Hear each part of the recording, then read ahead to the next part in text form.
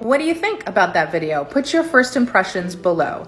Just make sure that your comments are respectful. Now, my opinion may differ. I see both of these people as contributing to the problem here. This relationship has a lot of issues. Clearly there is a lack of respect, but from both parties. She is communicating to him like he's a child. That communicates disrespect. And he disrespected her by going against what her request was, which really was a demand. And that was one of the things that was a problem, right? Don't shove it is a demand. That's how you speak to a child. And he's acting like a child. He's shoving cake in her face when she didn't want it. And he could have done something else instead. But then they got into this scrapple and then she stormed off and left the wedding potentially.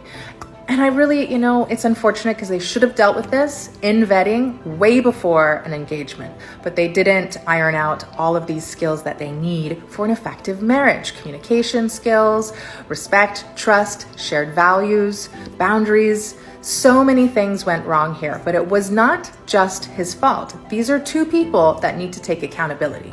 I hear a lot of this in the comments, that this was a perfect way of setting boundaries. She stated her boundary, she didn't insult him or call him names, it was a clear boundary. And I have to interject here and help educate people, but this is not a healthy way to communicate your boundaries. You also need to recognize this is at your wedding. This is not like some random person in the middle of the street who's shoving a piece of cake in your face. This is your now husband. So you should have trust and respect and communication and all these wonderful skills developed at your wedding day. But in the moment, what she said was not a request. It was not communicating her needs. What she did was make a command, like a demand, like don't shove it.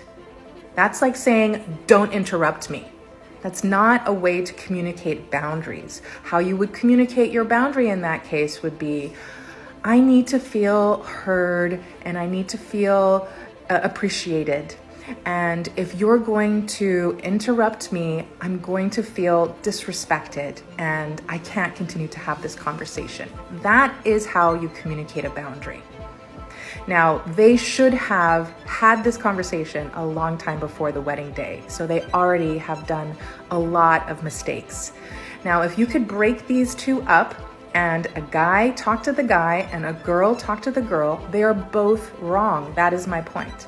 The man should be spoken to and he should be educated that he is detached from clearly what she wants and what she needs from him, and that she's seeing his behavior as disrespectful. So he's lacking a lot of insight.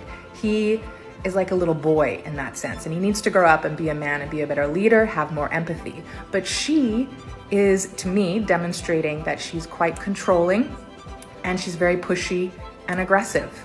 And she does not respect her husband, not even by the behavior in the moment of like what she's doing to be disrespectful, but it to me indicates she does not respect her husband globally.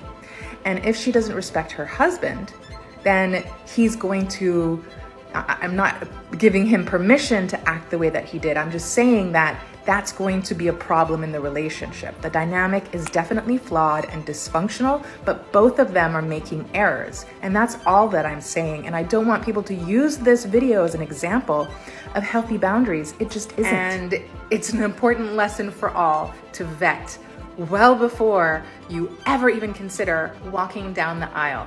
Follow for more vetting and relationship clarity. And if you want my free vetting guide, just DM me vetting and I'll send you a link to download it today.